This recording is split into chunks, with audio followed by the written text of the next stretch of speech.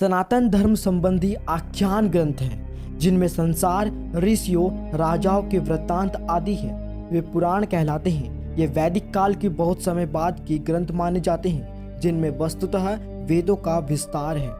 भारतीय जीवन धारा में जिन ग्रंथों का महत्वपूर्ण स्थान है उनमें पुराण प्राचीन भक्ति ग्रंथों के रूप में बहुत महत्वपूर्ण माने जाते हैं। इन्हीं पुराणों में 16 मुख्य सिद्धियों का भी वर्णन किया गया है। ज्ञात हो कि किसी एक व्यक्ति में सभी 16 सिद्धियों का होना दुर्लभ है। केवल अवतारी पुरुष जैसे श्री राम, श्री कृष्ण इत्यादि अथवा बहुत सिद्ध ऋषियों जैसे सप्त ऋषियों में ये सारी सिद्धियां हो सकती हैं। इसे 16 कलाओं से भी जोड़कर देखा जाता है। तो चलिए जानते हैं इन 16 सिद्धियों के बारे में। पहली सिद्धि है वाक सिद्धि। एक सिद्धि जिससे व्यक्ति जो कुछ भी कहे वो घटित हो जाए। पुराने काल में सिद्ध ऋषि मुनियों में ये सिद्धि होती थी और इसी कारण वे श्राप या वरदान देने में सक्षम थे। सिर्फ सिद्ध ऋषि ही नहीं, कुछ असाधारण व्यक्तियों में भी ऐसी शक्तियां होती थी। जैसे शांतनु ने अपने पुत्र भीष्म को इच्छा मृत्यु और द्रोण ने अपने पुत्र अश्वत्थामा को चिरंजीवी होने का वरदान दिया।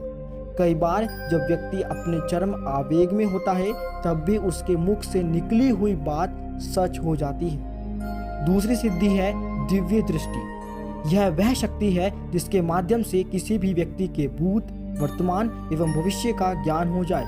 यहाँ ये जान ले कि दिव्य दृष्टि और त्रिकालदर्शी होने में अंतर है। दिव्य दृष्टि में सभी कुछ आंखों के सामने होता दिखता है, चाहे वो कहीं भी घटित हो रहा हो। पुराने जमाने में सिद्ध ऋषियों के पास ये सिद्धि होती थी।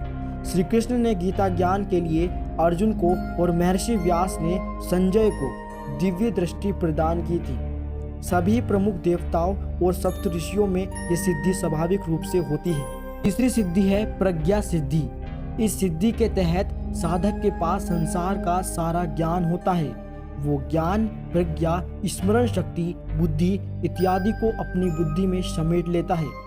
इसका एक उदाहरण महर्षि व्यास है, जिन्होंने महाभारत जैसे महान ग्रंथ की रचना की, जिसके बारे में ये कहा गया है कि जो कुछ भी यहाँ है वो संसार में है और जो यहाँ नहीं वो संसार में कहीं नहीं है। इसके अतिरिक्त श्री राम और श्री कृष्ण को भी इस संसार के सभी चीज़ों का ज्ञान था। उनके अतिरिक्त पितामह भीष्म का ज्ञान भी अतः था। चौथी सिद्धि है दूर श्रवण। इस सिद्धि को प्राप्त करने पर साधक कहीं भी हो रहे किसी भी वार्तालाप को सुन सकता है। इसके अतिरिक्त तो वार्तालाप भूतकाल में हो चुका हो उसे भी अगर पुनः सुनना चाहे तो वह सुन सकता है। सिद्ध ऋषियों में यह सिद्धि हुआ करती थी। महावीर हनुमान के पास भी यह सिद्धि थी। कुछ मायावी राक्षसों के पास भी ऐसी सिद्धियां होती थी। पांचवी सिद्धि है जल गमन। यह सिद्धि वाला साधक जल पर ऐसे ही विचरण कर सकता है जैसे वो भूमि पर विचरण करता है। सिद्ध ऋषियों के पास ये सिद्धि होती थी। महर्षि अगस्त्य ने तो समुद्र पर खड़े होकर उसका पान कर लिया था।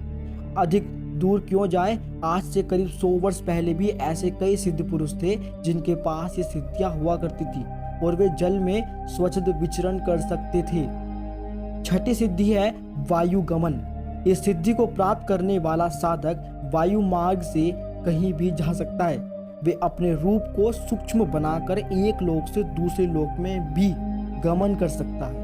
उनकी गति इतनी तीव्र होती है कि वे तत्काल ही एक स्थान से दूसरे स्थान तक जा सकते हैं। बजरंगबली इस सिद्धि के एक जीवंत उदाहरण है। उनके अतिरिक्त मायावी राक्षसों में भी यह सिद्धि हुआ करती थी। मेघनाद ने इस सिद्धि के बल पर आकाश में रहकर लक्ष्मण से युद्ध किया था। सातवीं सिद्धि है अदृश्यकरण। इस सिद्धि को प्राप्त करने वाला साधक अपने आप को अदृश्य कर सकता है और उसी रूप में किसी भी स्थान पर जा सकता था।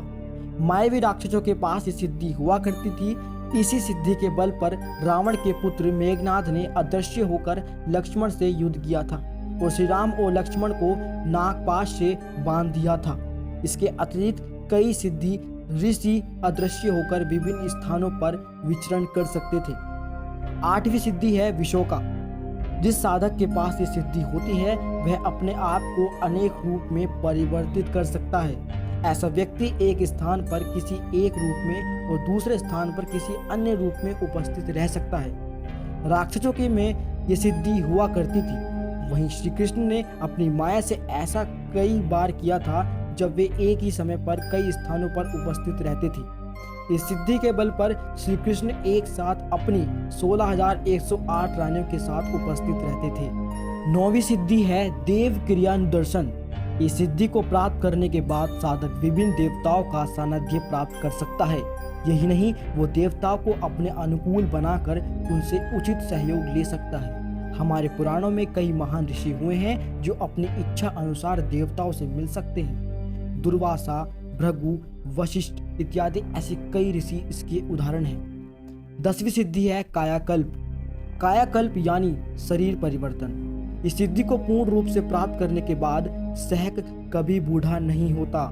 यदि उसका शरीर वृद्ध एवं जर्जर भी है तब भी इस सिद्धि के बल पर वो पुनः अपने आप को युवा बना सकता है। ऐसे कई ऋषि थे जिन्होंने अपने वृद्ध आयु को छोड़कर यौवन को पुनः प्राप्त किया। कई ऐसे ऋषि हैं जो अजर हैं, अर्थात जिन पर बुढ़ापे का कोई प्रभाव नहीं पड़ता। 11वीं सिद्धि है सम्मोहन। यह बहुत प्रसिद्ध सिद्धि है जिससे साधक किसी को भी अपने अनुकूल कर सकता है और उनसे जो भी चाहे वो करवा सकता है। मनुष्य तो मनुष्य इस सिद्धि को प्राप्त साधक पशु पक्षियों को भी अपने अनुकूल कर सकता था। इसे वशीकरण विद्या भी कहते हैं। रावण वशीकरण विद्या में माहिर था। माना जाता है कि नाग जाति के लोगों में स्वाभाविक रूप से सम्मोहन की सिद्धि होती थी। यहाँ तक कि आधुनिक काल में भी ऐसे कई सिद्ध पुरुष हुए हैं जो किसी को भी सम्मोहित कर सकते थे। 12वीं सिद्धि है गुरुत्व। गुरुत्व सिद्धि प्राप्त होने पर मनुष्य गरिमावान हो जाता है। प्राचीन काल में गुरु का पद अत्यंत महान माना जाता था। यहाँ तक कि यह कहा गया है कि गुरु ब्रह्मा, विष्णु एवं शंकर के समान है। देवताओं के गुरु बृहस्पति और दैत्यों के गुरु शुक्राचार्य को सर्वश्रेष्ठ गुरु के रूप में मान्यता प्राप्त है। उनके अतिरिक्त वशिष्ठ, परशुराम एवं द्रोण के गुरुत्व की भी बहुत ख्याति है। भगवान शंकर को जगत गुरु कहा गया है। 13वीं सिद्धि है पूर्ण पुरुषत्व। इस सिद्धि से साधक बचपन में भी अपने पूर्ण पुरुषत्व और शक्ति को प्राप्त कर सकता है। श्री राम और श्री कृष्ण में सिद्धि बाल्यकाल से ही विद्यमान थी। इसी सिद्धि के बल पर श्री कृष्ण ने बचपन में ही पूतना, भौमासुर इत्यादि कई दैत्यों का वध कर दिया। 16 वर्ष की आयु में ही उन्होंने चाणूर, मुष्टिक एवं कंस जैसे महावीरों का वध कर दिया। पांडवों में भीम के पास भी ये सिद्धि थी। यही कारण था कि वे अपने बाल्यकाल में भी अपराजय थे। श्री राम के पुत्र लव और कुश ने भी इसी सिद्धि के बल पर अपने बचपन में ही पूरी अयोध्या की सेना को परास्त कर दिया। 14वीं सिद्धि है सर्वगुण संपन्न। कुछ ऐसे उत्तम पुरुष होते हैं जिनमें संसार के सभी उत्कृष्ट गुण समाहित होते हैं। ऐसे व्यक्ति को सर्वगुण संपन्न कहा जाता है। श्री राम इसके सबसे प्रमुख उदाहरण हैं। संसार में ऐसा कोई भी उत्तम गुण नहीं था जो उनमें ना हो, इसीलिए श्री राम को पुरुषोत्तम कहा जाता है। कई ऐसी स्त्रियां भी हैं जिनमें ये सिद्धि थी। सीता एवं द्रौपदी ऐसी ही स्त्रियां थी जो सर्वगुण संपन्न थी। इस सिद्धि को प्राप्त करने के बाद साधक की प्रसिद्धि पूरे विश्व में फैल जाती है और वो अपने इन गुणों का प्रयोग लोक कल्याण के लिए करते हैं। 15वीं सिद्धि है इच्छा मृत्यु। इस सिद्धि को प्राप्त साधक अपनी इच्छा अनुसार अपनी मृत्यु का चुनाव कर सकता है, अर्थात उनकी इच्छा के बिना स्वयं काल भी उन्हें छू नहीं सकता है। यही नहीं, वो अपनी इच्छा अनुसार एक शरीर को त्याग कर दूसरा शरीर धारण कर सकता है। इच्छा मृत्यु की सिद्धि प्राप्त व्यक्तियों में सबसे प्रसिद्ध पितामह भीष्म है। उन्हें अपने पिता शांतनु से इच्छा मृत्यु का वरदान मिला था। वे वैसे ही एक अजय योद्धा थे और उनकी इच्छा मृत्यु की सिद्धि के कारण उनकी मृत्यु और पराजय असंभव थी। यही कारण था कि श्री कृष्ण ने युधिष्ठिर को स्वयं पितामह से उनकी मृत्यु का उपाय पूछने को कहा। जब अर्जुन ने उन्हें अपने बाणों की सैया पर बांध दिया तब अपनी इसी सिद्धि के बल पर भीष्म युद्ध के पश्चात भी उसी सरसैया पर 58 दिनों तक जीवित रहे थे। उसके बाद जब भगवान सूर्य नारायण उत्तरायण को आए तब भीष्म ने अपनी इच्छा अनुसार अपने शरीर का त्याग कर दिया।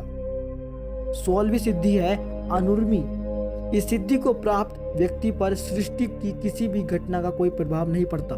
ऐसा व्यक्ति भूख प्यास, सुख दुख, सर्दी गर्मी, भावना दुर्भावना इत्यादि से परे होता है। उसके लिए जीवन एवं मृत्यु समान होती है।